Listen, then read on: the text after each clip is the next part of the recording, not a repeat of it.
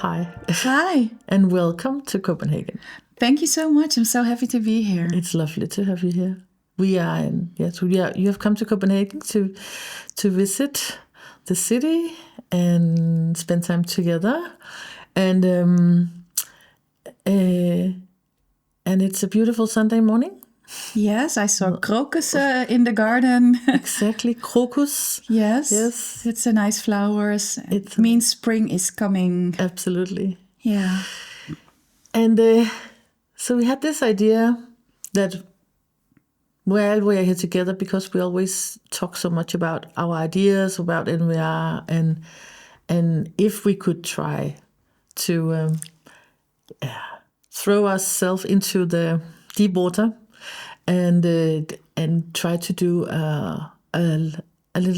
speak a little bit about NVR in a film podcast, in a language that is foreign for both of us, English. Yes. And we hope people will excuse us and will reward us for being courageous when we're looking for the words, because that is how we can communicate. Yeah, because we want to share our stories with more people than only the Dutch people and the Danish people. And the Danish people, yeah, yes. We want to connect with more people. Yes. Yeah. And that is also the story of us. We met, is it 3 or is it 4 years ago? Few years ago. Mm-hmm. We met at a conference in Osnabrück. And we started talking, and we ended 2 or 3 days later the conversation. But we picked it up many times, and we've been talking about our ideas and work with NVR ever since, and sharing thoughts, but also sharing like the sparkles and the passion that we have with working with these ideas and working with the families, children, and people that we meet across a lot of different systems, and how these ideas works, in so many different settings, but also in so many different ways. Yeah, wow, and in so many lives. In so many lives. Yeah, yes. And it was so special to meet you there. It was. And we immediately felt the connection. And that's why I'm here. We still are like sisters now. Huh? Yes. We're the soul sisters. Yeah. Yeah. And everybody at the conference thought we were sisters. They thought so, yes. And that was so funny. Yeah. So could you maybe just introduce yourself? Yes. Yes. And say a little bit about your journey into NVR. Well, my name is Kathelijne van Dongen. I have been a family therapist for a long time. I started working in the field of child and adolescent psychiatry 27 years ago. I have my own practice, Healinq, in Leiden. And I also work in a mental health institution for children with eating disorders. And I've been working with NVR for now almost 20 years. Oh. So that's a long time. And started implementing it in units where I worked. But the last few years, focusing especially on working with families who have a child that has been or is suicidal and self-harming behavior, and how we can implement NVR in a way that can really, truly support those parents. That's about me. And I am a mom, so I'm practicing NVR every day. Yes. My son is 13 and my daughter is 16 years old.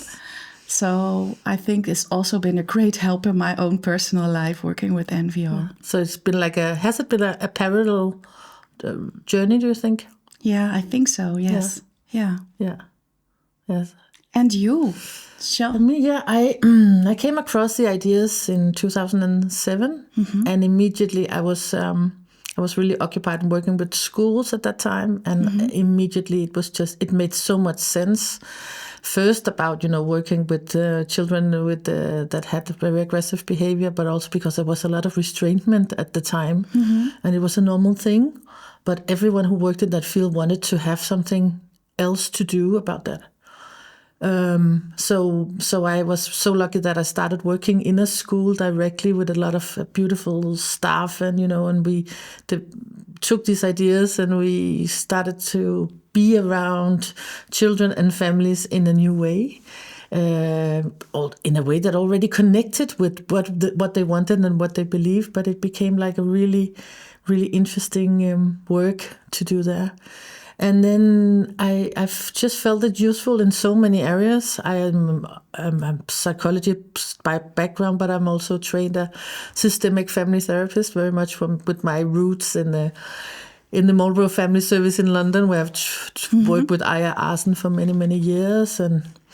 And so there was just this very good connection with, the systemic thinking, the nonviolent resistance, the belief in that parents are extremely capable, but also when they are in crisis, they need to be supported. Yeah. And so I just, in so many different settings, NVR made sense when people came directly to us for consultations, but also when working in foster carers. I worked with the young...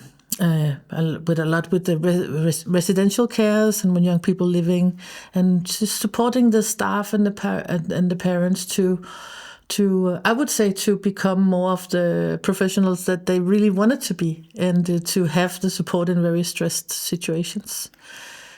And the last many years, I've been working with my colleagues in Foliko, which is our institute and place to spread and implement these ideas in Denmark, and to develop also connection to other therapeutic directions. Like we do a lot of combination with the mentalization-based work together with the NVR, and really try to see how do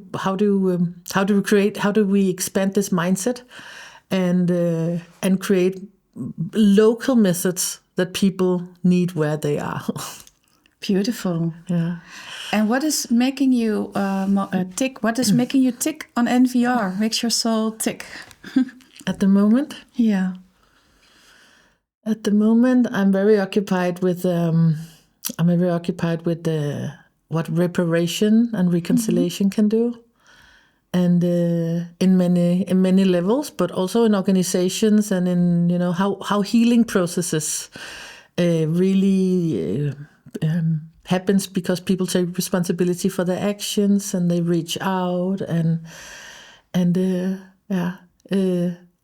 maybe it's something that I find extremely moving, and I find it so it's changed so much when people turn to these actions. So I would say that, and together with like the de-escalation, the self-control in the way that when you realize that you cannot really control others, but you can take action of your own actions. It's such a relief. It's a relief. Yeah, that's the right word for it. And I see that relief, and I see that those shoulders coming down and becoming realistic about what can I contribute to in this relationship, in this situation, instead of pointing at others, but looking at yourself. It's like agency of yourself, and therefore also for the relationship. Yeah, and when everybody do that in the same time, for example, when we work with school absence and everybody point at each other and, no, the school should be doing this and the home should be doing this. But suddenly when we start at the question, so how could we all contribute to something about this child's situation? Then it's like people become active and more mild, I would say. And so there's just such a big change in the self from controlling others, or the idea of controlling others, to controlling yourself. That's my but I have many favorites over the years. But and what makes your heart tick at the moment? Well, I can also agree with you on repairing the relationship.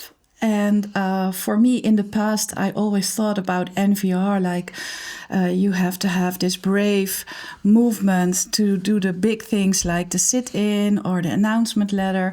We'll talk about it in other episodes, what that is.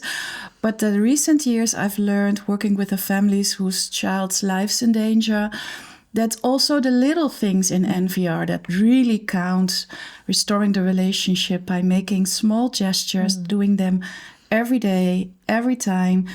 Just come back. You don't give up. Come back every day. And then it could be easy, like bring a cup of tea. If you do that every day, then your child's going to know he or she can count on you. And I've seen magic happen when parents and also professionals started to do that. Yeah. And it's also resistance. It's not only repairing the relationship, it's also resistance to isolation, resistance to shutting me out. I'm still your parent. You cannot fire me. I'll come back every day. And also about agency, as you said. I maybe cannot control you, but I can control how I respond to the situation and giving something and not expecting anything in return. Yeah, the little things. The little things count. Yes. And everybody can find their own little thing that's working for them. Yeah. So you should not copy the ideas of somebody else, but try your own little thing that you can do every day to be responsible for the relationship and for yourself. Yeah. And in that way, the criteria change of what is change actually, you know? Yeah. Because then when change is not when will this behavior or risk end in the child's life, but when change, but maybe the criteria is how can we keep on doing what we think is right while the child is in crisis, so the child will know that there is a relation, that we are here, and I often say, like, I think, come out on the other side of the crisis and not also having a broken relationship to the parent, to the people close to you. That is so true. So I think that's so important. That's so important. And you can lose confidence if you don't see immediate results. Then you say, well, this is not working. I've been making these gestures now for a week and I don't see any change. And then people can think, oh, well, I'll just stop with it again because it doesn't work. But as you said, when the criteria changes of success, it doesn't mean that you have immediate change in the behavior of the child. But if you made a change for yourself and you are committed to that change, it's like watering the plants. Yes. If you're watering the soil or if a plant is growing, then you don't see immediately green leaves popping out or anything. But you have to trust the process, that you continue to water it every day. Something great might happen. Yes.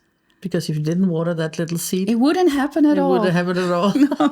It would dry out. Yeah. It would maybe even disappear into the soil. And I think parents need us to give them the trust that they can trust the process. So like we are the anchor, the professionals could be the anchor for the parents, so they can be an anchor for their child again. Yes. And that's so important that we feel that we trust the process. Yes. And really that support is a big thing, to be supported and to have someone believing in you, and really there's such a big difference between what a person can be and achieve if there's support behind it and they feel supported.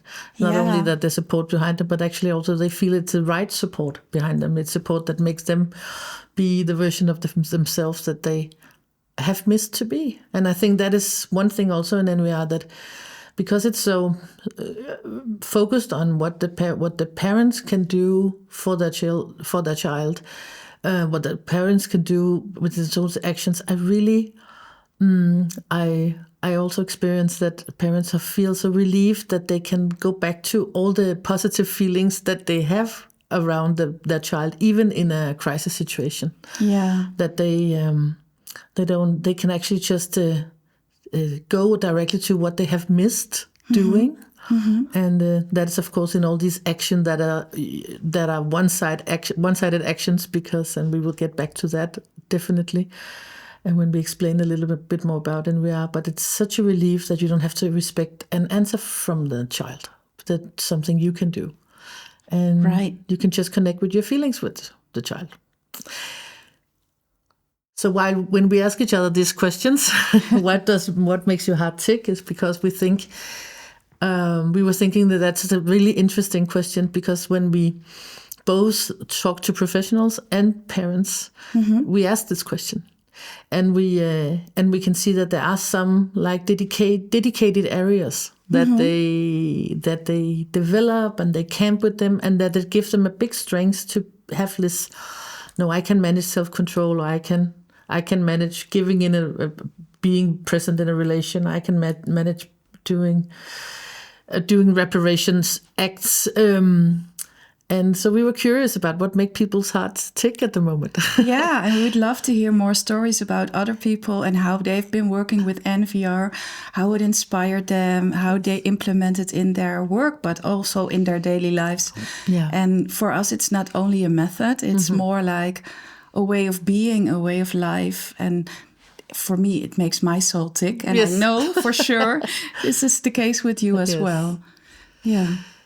So you came up with the name, why don't we call it the Soul of NVR? Yeah. Because I know that's going to be the name. The Soul of NVR is the name of this filmed podcast. Yes. Where we're going to both take you through a lot of introduction to the different corners of NVR as we know them, but we're also going to ask others about the corners they practice and how they know them and their special ideas. And we really just want to make it something that everyone can get something from. Yeah. So it's for parents and professionals and everybody who's interested. Yes. Yeah. Yeah. Yeah, but maybe it's good also to mention that Chaim Omer developed NVR a long time ago. Yes. And we've been working with it for a long time. And Chaim Omer is also for us like the founding father of NVR. Yeah, so do you know a little bit about the story, how he came up with the idea of inventing NVR? Yeah, I've heard when I've subtracted, which I should try to remember. What I heard was very central for Chaim was that finding a way of working with conflict and trouble, but stay connected to the child. And when I think back, and also as a psychologist, looking at what was on the market for family therapy trainings at that time, I think it was very much in two directions. There was the very permissive, the very only relational focused, loving focus, just love the child and everything will go wrong without boundaries, or there was something with a lot of boundaries.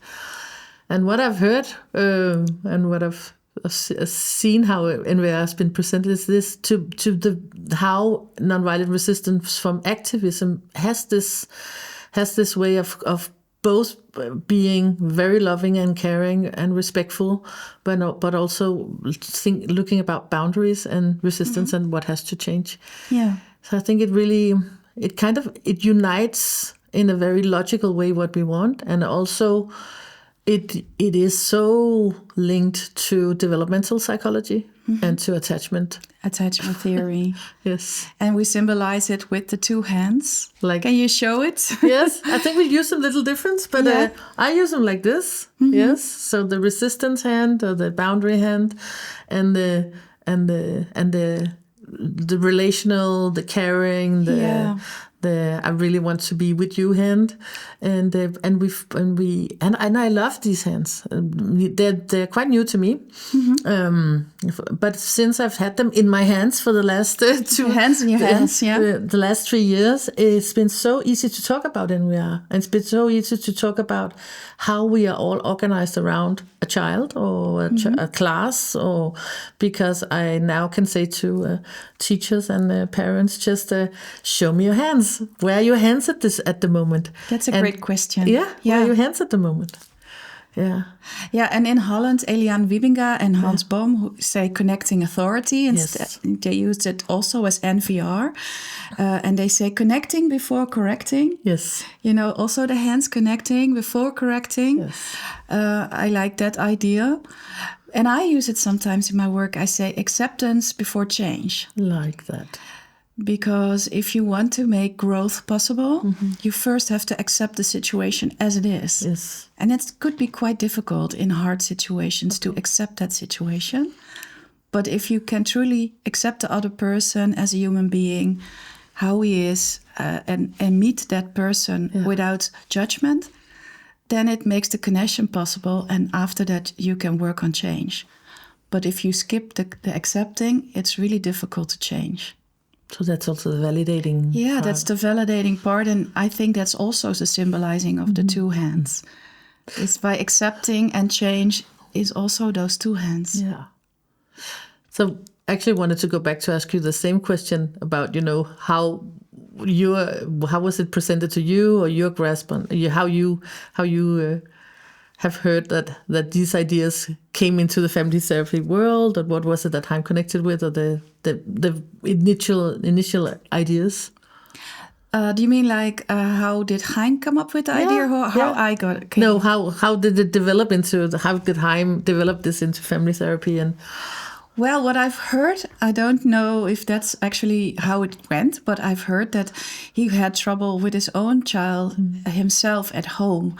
And then he asked himself the question, how can it be that I'm a professor in psychology and I feel powerless in my own family, in my own daily life with my son? And I found that so courageous to bring in that vulnerability, to share that with the world about your own insecurities as a professional, because everybody respects like somebody who's learned so much as Heim. And then to be able to say, but sometimes I even don't know myself how to handle situations at home. And I heard that he was inspired by people like Gandhi and Martin Luther King. Yes. So how you can connect people together and to make a strong stand for injustice. And in the social politic domain, how it works there, you can also implement in your own household, to get support, not do this all by yourself. If you feel weak, you ask for support. Yes. And that's actually very brave. Yeah. So the word courageous, I hear a lot in working with NVR. It's not that you're not afraid, but even though you are afraid, you're still working for it, and you're still showing up and not giving up. And that takes a lot of strength. So for me, NVR is also about strength. And I'm just thinking when you say that for me, NVR is also about understanding how normal it is that crisis attacks our lives. And that at times we will all feel quite desperate and alone and ashamed. Yeah. As any kind of adult or profession, and also as professionals, we will of course encounter problems where we are insecure and afraid of the situation. And I think that also that for me, and we also reach into that. It's sometimes we need to stand. We have to first discover that we are not standing so well on our feet before we can ask for the help to stand better. Yeah. Because there's crisis. The crisis are normally in family life. The crises are part of transition. That shall level out, or the new negotiation about the hierarchy in the family and what it can be the responsibility of a child now, and the right. There will always be this when should we push a little bit, and when should we expect a little more. So what I want to say with all these words is crises are normal. Crises are normal, and crises make change possible. Yes. Sometimes you need a crisis to have the strength for change. Yes. And it moves people a little bit why they are willing to change, because sometimes you need a crisis to change. And I also love about NVR how it works with the time. Because if you are in a crisis, usually you want to go fast because you want to change now. Yeah. And when you work really fast, then you skip steps that are very important. So it has been also helpful in my private life as a mom to think to myself, I don't have to react right away. Yes. I can wait a little bit, and I can wait till I'm calm myself, until my child is calm again. And then I can always come back to the subject tomorrow or later in the day. Yes. And strike the iron when it's cold. Yes. But I work a lot also with families who are in constant crisis because of, for instance, suicidality and self-harm.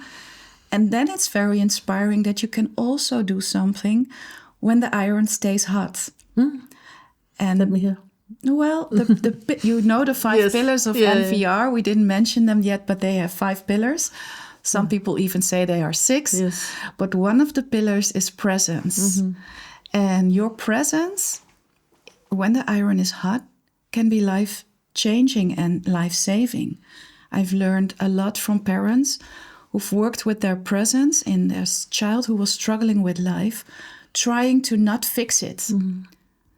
Because if you try to fix it, it's okay, it's not so bad. The child will feel not seen and not heard, and sometimes even not loved, because you just step over the situation. But when you can just sit with it and validate the emotions without trying to change it or trying to make them feel better, but just by being there, then you can co-regulate. So your own nervous system, when you try to calm yourself, is actually helping the child to calm down. Yeah. And I've seen such a beautiful examples how parents manage to support their child in crisis just by sitting with them in silence. Yes. Not saying anything. No. Just being there. Yes. And it's so important. Like the feeling of a strong and supportive body next to you. Yeah. That breathes for you, almost regulating you. Regulating you. Yes. And I also really like, I told you of yesterday, that how the animal world is. Yes. When animals are in danger, they can fight or flight or fawn or just fall on the ground. Fall over, yes. Yeah, but they also have this survival response, and not a lot of people know about it. And it's called flocking. They stand strong together. They're not fighting. They're not aggressive. They respect the other animal that is making them feel afraid. And maybe we respect also the strength of the other animal. They respect the strength of the other animal, but they just come together, not attacking, but also not giving up, but just staying together and regulating together. And that's called flocking. And I think our world needs a little bit more flocking. Yeah. So maybe this podcast could also contribute to that. Yes. Yes. Stand a little closer together. Yeah. When we watch out for each other. when we have the need. Yes. Sometimes ask the question, how are you really doing? Not always accept when people say, well, I'm fine. But how are you really doing? Yes. And listen and connect and stay present. Yes. And show that you care. Yes. And I would love to talk more about, the whole thing about what is it, how difficult it also is to recruit help in a world where we really feel that being a parent is something quite private. We don't live together with our other generations very much anymore. And it has become a very private domain of becoming a parent, which also makes it very vulnerable. Yeah. And also for a child, it's how the child is doing is also very private often. So before we can flock, we also need to be able to say how we are feeling and what we need. Yeah, that's very important. Feeling is one of the most important things that we have to do, but we find it also most difficult to do. Yes. So I can hear we're jumping right into all our passions. Into it, yeah. And maybe we should consider just say a little bit what is like the overall thinking about NVR before we go more into more details. More dive into it. Yeah. Could that be? Are you up for that? Yeah. Can you tell us a little bit about it? Yeah. So we presented the hands, which are actually a very good illustration of the NVR, because we have something very focusing on the relationship, which is the relation or and the reparation, the presence, and then we have also the resistance. Yeah. As a pillar, and we will show a little bit how the pillars can be presented a little different and what we add to them. But that is some of the topics. Some of the topics. Then we also have the support as a very important pillar, and we have the de-escalation, self-control. We call it different things, and under that we have the whole anchoring. Anchoring is also about self-care. Yes. Yeah. So in these hands, it can create like an anchor, and the anchoring position, as far as I have understood it, and is about feeling that I cannot be fired, I cannot be pushed away. I am here, and I can stay here, of course with support of others, but I am here, and I'm yours, and I'm not going anywhere. Yeah. And you cannot fire me or negotiate me to go away. But it's also the feeling that we often see the change when you start working on the different principles in the pillars. Parents and professionals start to get this feeling of being more anchored, that I can stay in this and I can resist and I have the courage to stay because I stay with others and because I use these pillars. So the thing about the pillars is that they're quite connected. And you cannot work on a relation if you don't work on the self-control. You cannot work on the reparation if you don't have a relation at all. You cannot stand alone, so you need support from others, and you have to have the resistance clear, and also the resistance, also the determination to continue even when things.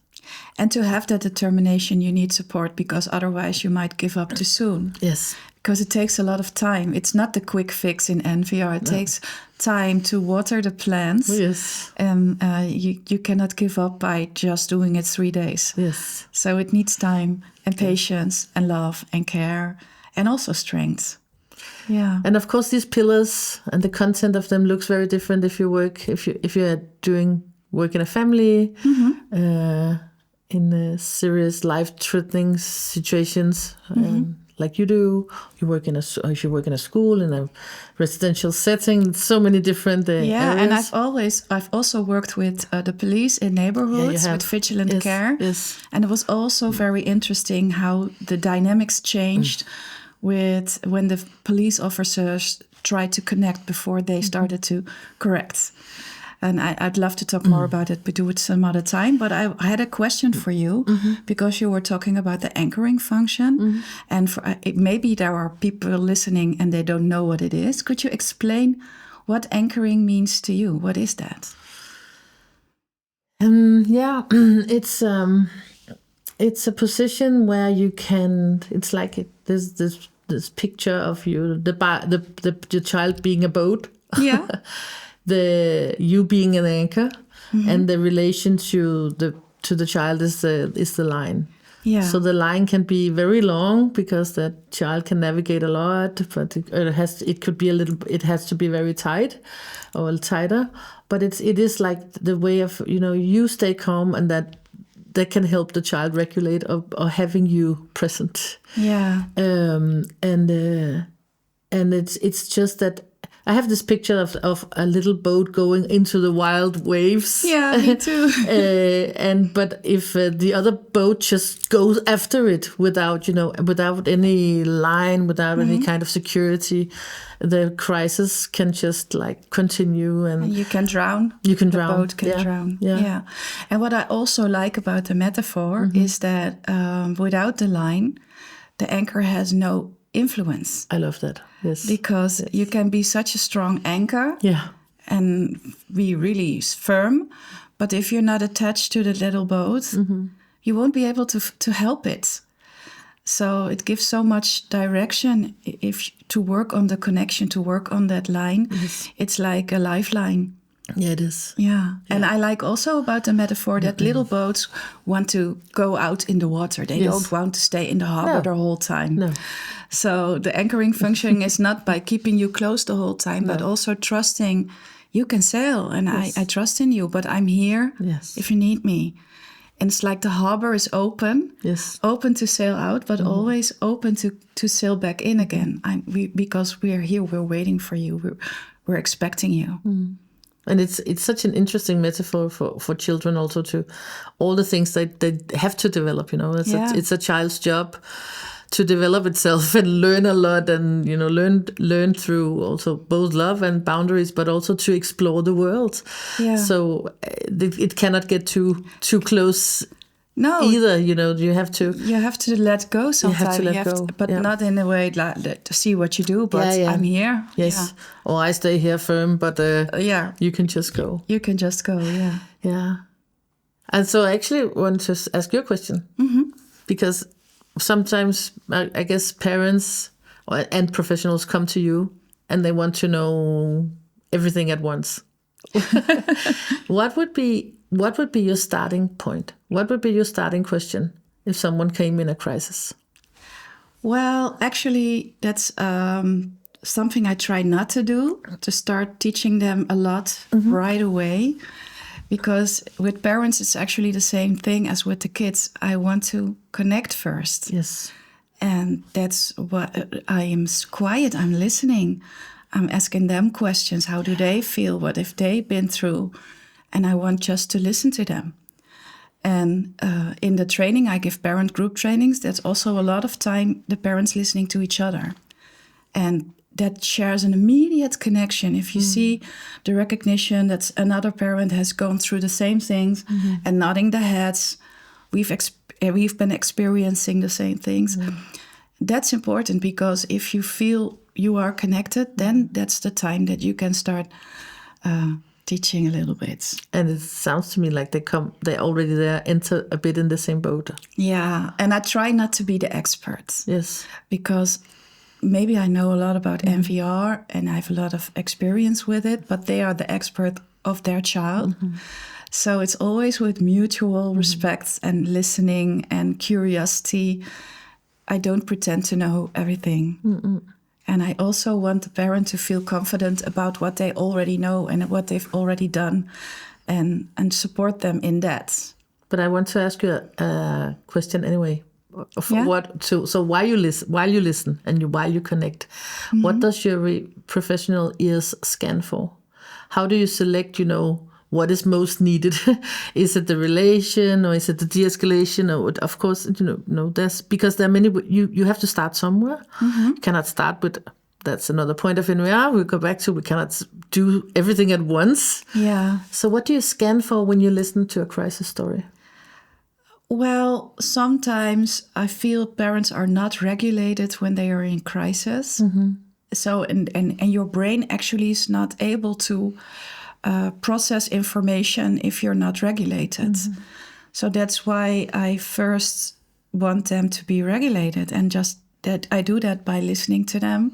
And that's also de-escalation, because I want the parent to feel heard and seen and not judged. So it's very important that if I talk to a parent, that I make them feel comfortable and that nothing they say is strange to me or sounds like they did it wrong. I'm just trying to validate their feelings, their emotion, their anger, their fear, their pain, everything. So then they start to trust me a little bit. So not just to trust me, but then they might want to feel like I can teach them something. That I can be an anchor for them, only then. And of course, I don't start with the resistance part right away. I feel people want to do that fast because they want a quick success. This is also the new thing about this. Yeah, let me do the announcement letter because we need it right now. Yeah. And it's always about slowing down. In a crisis, people want to speed up. And I'm the one who's trying to help them to slow down. And sometimes they feel not heard if they want to do it fast, and I explain why it's important to first regulate and be anchored and get support. So most of the times in the first 2 sessions, I just ask them, start telling one person about your story.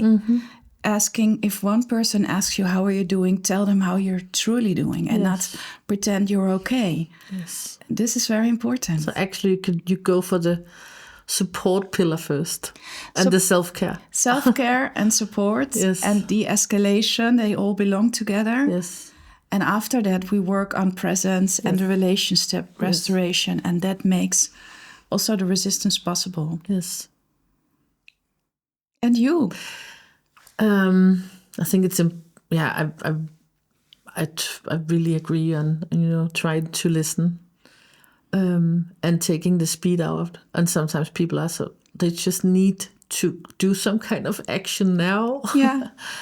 And that is why I'm so happy for you can focus on the relationship right now. It will just make a difference right away for yourself if you focus on the relationships. And I feel, I really often experience that people get very relieved, because they've been swinging back and forth between this, should I be a parent this way, another way, is it okay to give my child something nice? Is it okay to spend good time when he doesn't do that and that? And coming out of this confusion, but just saying, so what do you need to get back to? What is there something you long for? Is there something you want to do?